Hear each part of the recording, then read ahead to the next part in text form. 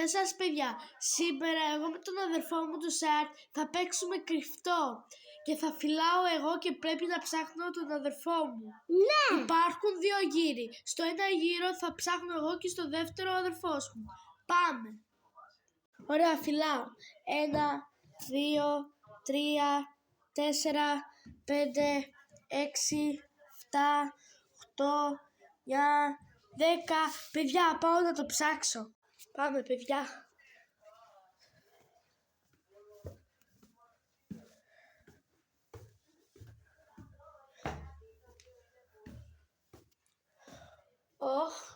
Πού να είναι άραγε?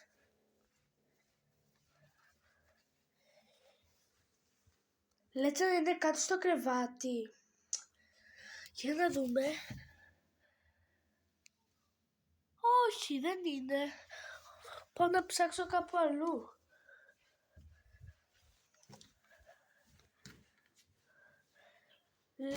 Λέτε να είναι σε αυτό.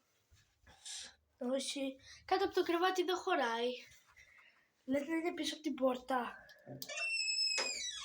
Όχι. Και πού να είναι άραγε?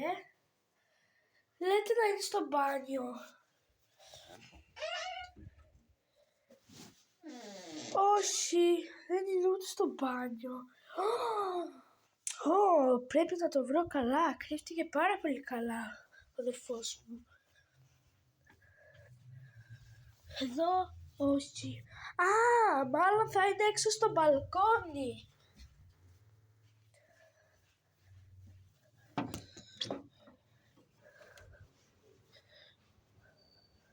Ούτε στο μπαλκόνι δεν είναι, παιδιά. Πού κρύφτηκε ο αδερφός μου, ο Χριστός? Περίεργο, δεν μπορώ να το βρω, είναι δύσκολο. Λέτε να είναι μέσα στην ντουλάπα. Να το! Παιδιά, είναι η σειρά του αδερφού μου. Πάμε να δούμε αν θα με βρει.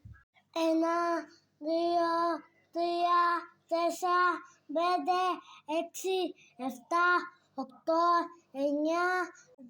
Πάμε να το βρούμε. Πάμε.